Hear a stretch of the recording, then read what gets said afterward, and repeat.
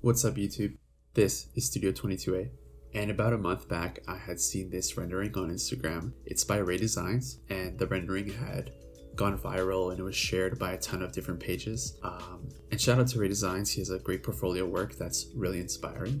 So there's a lot to this rendering that caught my eye, such as these leading lines drawing you into the center, then these opposing lines, pushing out with the building's volumes. Also this contrast between light and shadow, altogether a really amazing composition.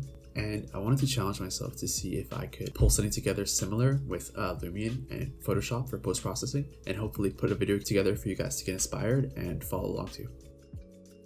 So right before we jump into the Lumion file, I'll just show you this 3D model I made in Rhino. So it's kind of simple, nothing too complex here, just trying to get the proportions of all the different volumes correct. The stone walls along with sort of the rock wall that's in between them. I modeled the furniture, as you can see. It's nothing perfect, like you can see some walls are sticking out of the side when they're outside of the frame. Sort of like looks a little bit like a Frankenstein's monster. Reminds me of this meme I'll throw up on the screen. But now that you've seen this model, we can jump into the Lumion file.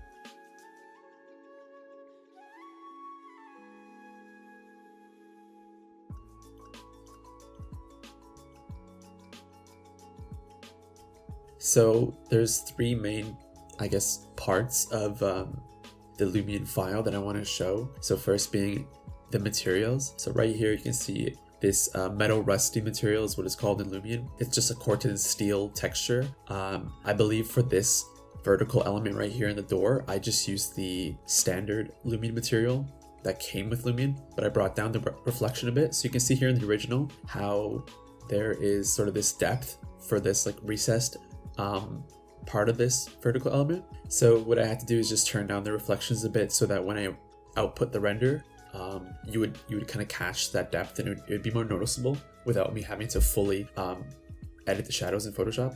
But I did ultimately have to just tweak the shadows in Photoshop. And similarly, this is another Corten steel material, but I just overrid the actual texture with my own.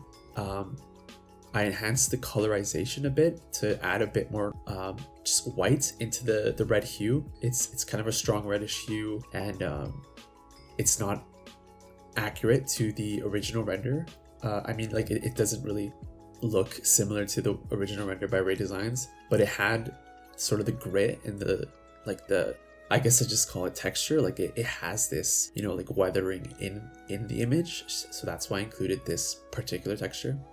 But in the end, I just had to go into Photoshop to edit it.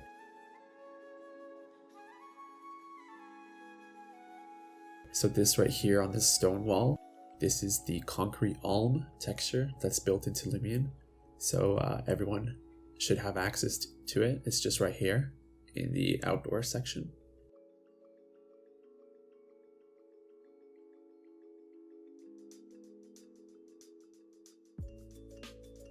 And right over here, this black hexagonal tile, it's called right here the onyx tile. So this one was really similar to the one that was in the original render by Ray Designs. So I was fortunate enough to find that built into Lumion. For the paver stones, I also just used Lumion Materials. And for this perimeter sort of border around the pool, I just used a brick material and overrid the color to make it match the paver stones. You can see here, it's close enough for my taste.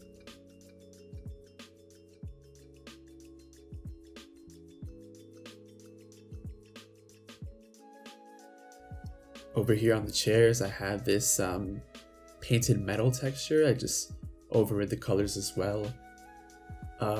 In the original render, I think a lot of what gave it the color was the lighting, and I similarly tried to achieve that. Right over here we just have a rock for this stone wall, this rock texture, sorry. On the glass, I had to edit the colors to go all the way down to pure black, so the color slider, Then I brought the colorization slider up, the reflectivity slider I brought down, and the internal reflections I brought up, and the transparency slider I had brought down as well, so that made the glass texture more opaque.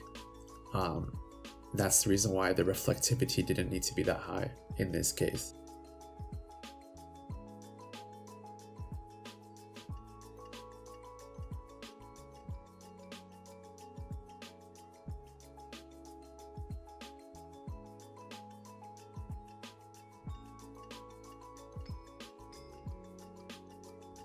This chair, which is the Talix chair, was the one thing that I didn't model, and I just found this on the SketchUp 3D warehouse. So if you just search up that name, you'll be able to find that chair too.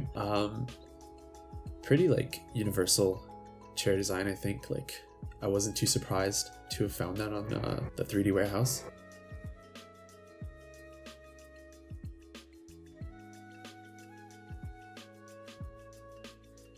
And then I'll show you the second, I guess I'll say section of the model, or the Lumion file, sorry. So the vegetation was also surprisingly similar to the render by Ray Designs. So you can see here this Joshua tree vegetation asset that's built into Lumion. It's pretty close and it resembles these bordering sort of plants that he had in the render. And then if you were to go into the fine detail nature tab, you can see this prickly pear cactus, and it shows up right here in the original render, and it also shows up down here in this planter. So I have that included as well.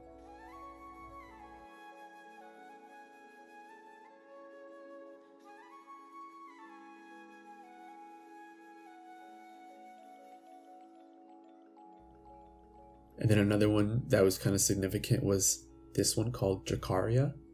So it shows up in more than one place in the render by Ray Designs, and I have him in the exact same locations as well.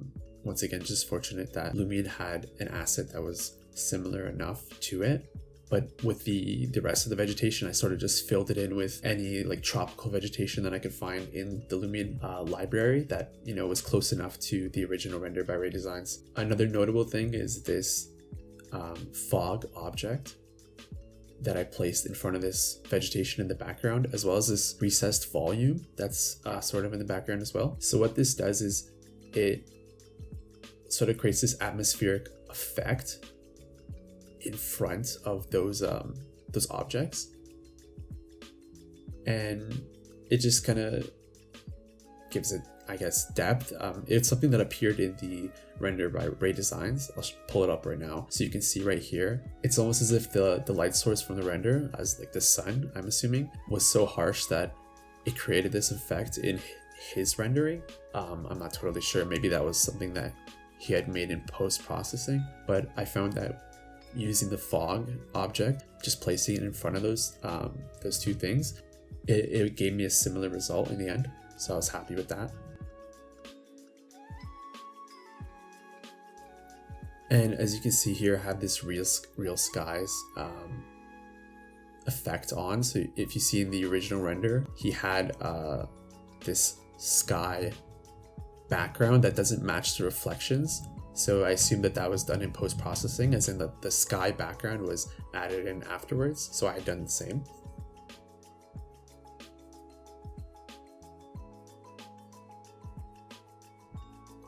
Then I have this image overlay effect here. So this just showed me a preview basically of what the image looks like cropped. And that just allowed me to get my proportions correct while I was editing the render in Lumion. So that was very useful.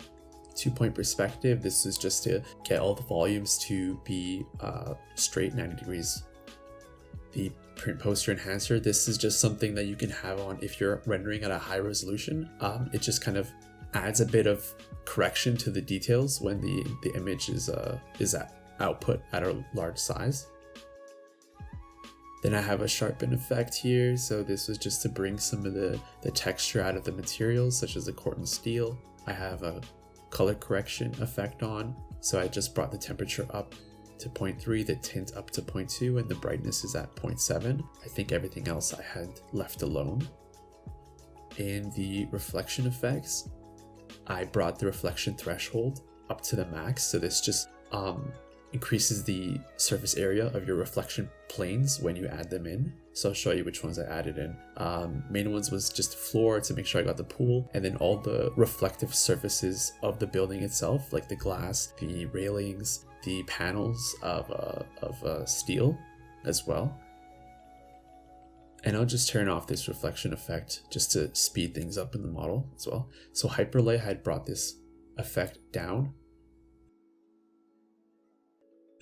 And I'd also brought, I think, the skylight effect down as well. So see that in a second. Yeah, so I brought the brightness down there. Normally for these effects, you want to have the settings at the default levels, but I brought them down just so I could have the shadows in the foreground darker. I was having a hard time when I was outputting the render. Like you can see here in the original Beret designs, it's really dark in certain places in the foreground. So I think this is because it's an outdoor scene, light is bouncing a lot. I even brought the sun, in the sun effect, I brought the brightness down as well. So yeah, like in such a bright outdoor scene, it's really hard to have dark shadows in Lumion. So that's the reason I had brought the brightness down here. And in the shadow effect, so you can see here the brightness is set really low and the coloring is actually set to 0. So when you increase that coloring slider, it will introduce a bluish hue to the shadows. I just didn't want that. I felt that it was sort of messing with the color grading of the final image. So I brought that all the way down to 0. And then I have these 3 sliders at the bottom all the way up to the max. I was just playing with the output of my render, and it turned out that having these sliders all the way up gave me a closer rendering to the one by Ray Designs. But normally you wouldn't have your sliders that far to the right.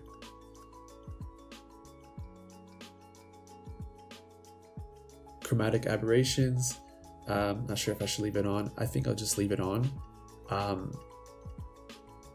I usually, and if you click shift and hover over right here, you can see the preview like I have it really low. So the reason why I keep it on is it just kind of blurs out the edges. It'll help you not have too sharp of edges. So that's why I have the chromatic aberrations on.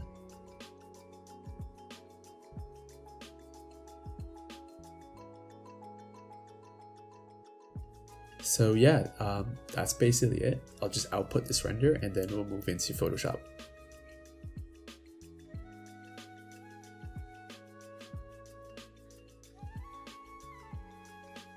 Now having that all my render channels from Lumion imported to Photoshop, I'm just gonna crop them to be inside of that black border to match the same composition that we have in the original render. I'm actually also gonna import that render and overlay it on top of our render here from Lumion. This just serves as a point of reference while we're doing this this Photoshop file, and also it lets me crop our image to the same height as you can see right here.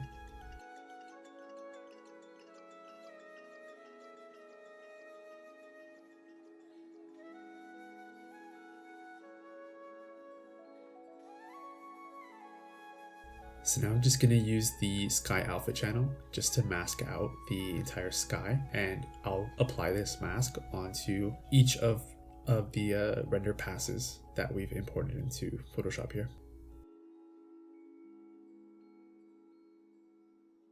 So now with the depth channel, what I'm doing here is changing the blend mode to soft light and dropping the opacity down. I'm just going to use this to darken some of the shadows in the middle of the image.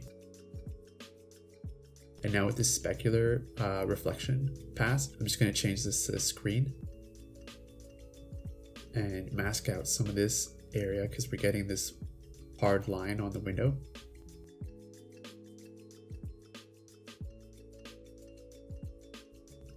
And now with the duplicated layer of the specular, I'm changing this blend mode to color dodge. This will just preserve some of the actual colored light from the sun in our Lumion scene.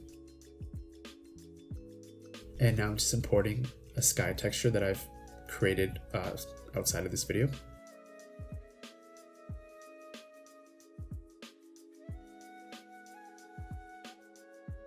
So what we need to do is create a highlight in the bottom left of this sky texture. So what we're just going to do with a separate layer, we're just going to use a brush tool and brush in this white highlight here in the bottom left corner, and just lower the opacity until it starts looking similar to the original render by Ray Designs.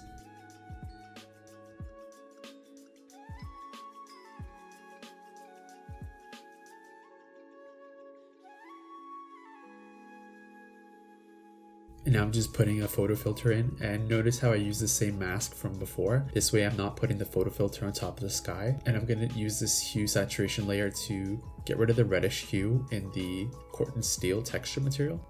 So you can see now the material is looking a lot closer to the hue of the original render by Ray Designs.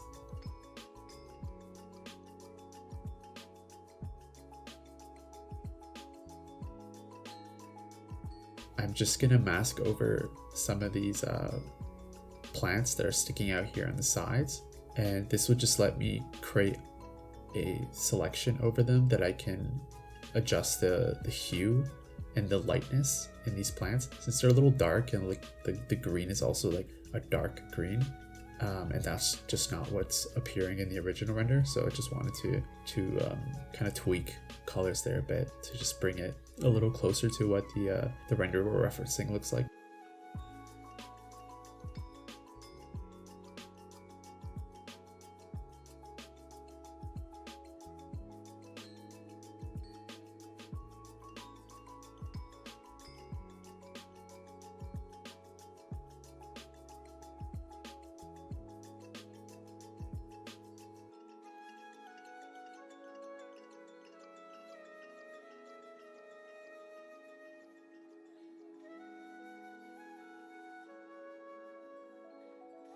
And now I'm just going to import a bunch of PNG cutouts of decals. So you can just find these online on like textures.com. That's where I got the bulk of these. And I'll just let this play in the background and let you guys see how I did it. But this is just letting me add in a little bit more weathering and a bit more texture onto the corten steel, which you can see exists in the rendering by Ray Designs. So the texture that I had wasn't so rich as his. So I'm just going to try and impose a lot of decals over top and create a richness in my material.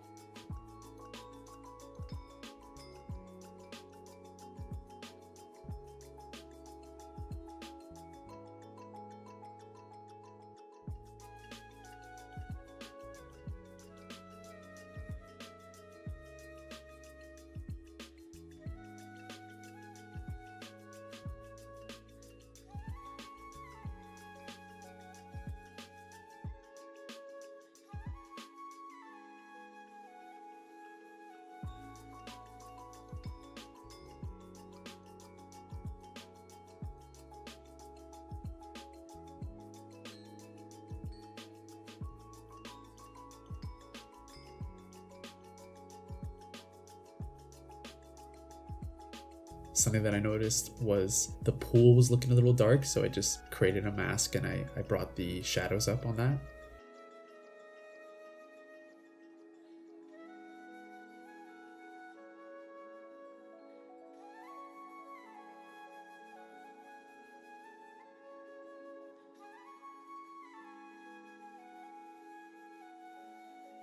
And for whatever reason in Lumion, and like I said earlier, I guess it's a outdoor scene, light was bouncing a lot. I wasn't getting a lot of shadows inside of these volumes, even though they are really deep. So I kind of had to create those myself in Photoshop. So you'll see here, I'm just kind of trying to create these shadows in this volume and just making it look like the ones in the Render by Ray Designs.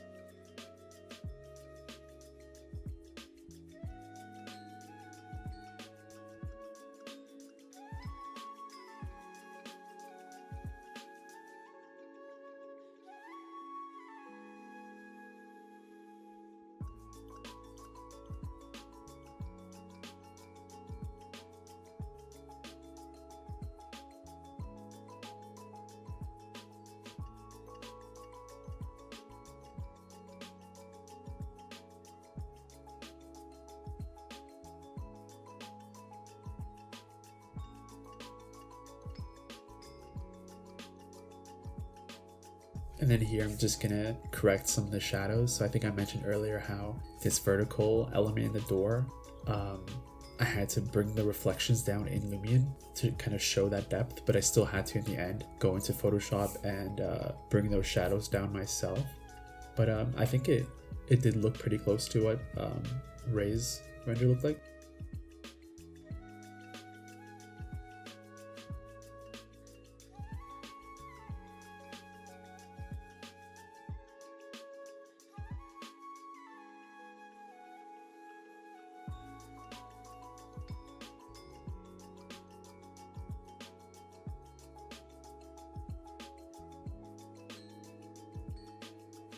And then so the last thing I'm going to do here is copy all the layers, combine them with holding Control E and pulling up the camera raw filter for that layer. So I just played with a little bit of the highlights, the shadows. A big thing is I'm turning up these texture and clarity sliders. That's going to bring out all the materials textures. I think I just added a bit of a vignette, so that also kind of helped make the sky look a little similar to Ray's. And then with in the color grading section, I'm just going to add in a lot of red and yellow into the shadows and the highlights.